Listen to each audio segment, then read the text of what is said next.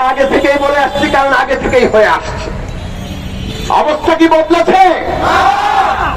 এই জায়গাটা আমাদের প্রশ্ন করতে হবে। তাহলে কৃষক যখন থাকে তখন তো আমরা অনেককে কথা বলতে দেখি না। আজকে ছাত্ররা যখন দাবি নিয়ে আসে,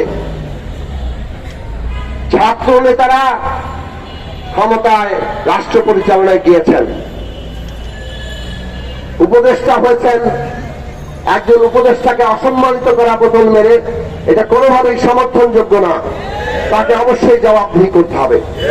কিন্তু আমরা উপদেষ্টাদেরও বলি, আপনাদের আন্দোলন ন্যায্য, অন্যদের আন্দোলন অন্যায্য, এই নীতি তো কোনো ভালো কথা না। কাজেই আজকে ছাত্ররা যখন ন্যায্য দাবিতে আন্দোলনে নেমেছে, জগন্নাথ বিশ্ববিদ্যালয়ের ছাত্ররা, তখন তাদের ন্যায্য দাবি মানার জন্য আলোচনায় বসুন। আলোচনায় না বসে নানা কায়দা করে, দীর্ঘ সূত্রিতা করে আপনারা কি পরিচয় দিচ্ছেন নিজেদের? আমরা প্রফেসর ডক্টর মোহাম্মদ ইউনূস সরকারকে পরিষ্কার করে বলতে চাই, অন্তর্বর্তী সরকার সকলের আন্দোলনকারীদের সমর্থনে তৈরি হয়েছে। এটা তো কোনো একটা পক্ষের সরকার নয়, আপনারা তো কোনো রাজনৈতিক পক্ষ নয়। আপনাদের কাজ হচ্ছে এই মুহূর্তে সমস্যাগুলো সমাধান করা।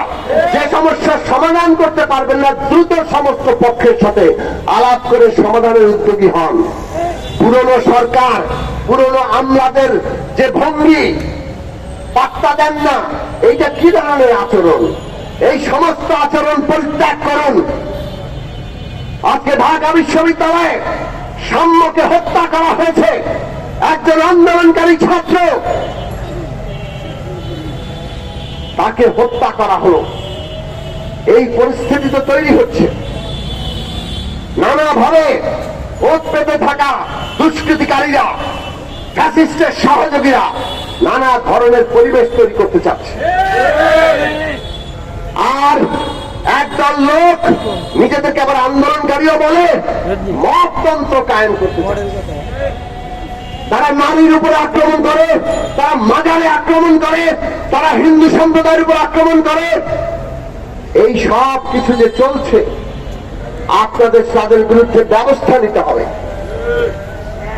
ব্যবস্থা না নিয়ে আপনারা কাউকে ছাড় দিবেন যার একটু শক্তি বেশি, আবার কারো প্রতি আপনাদের রাজনৈতিক ভাবে আপনাদের কারো কারো একটু অপছন্দ থাকলে সেখানে দীর্ঘসূত্রিতা করবেন।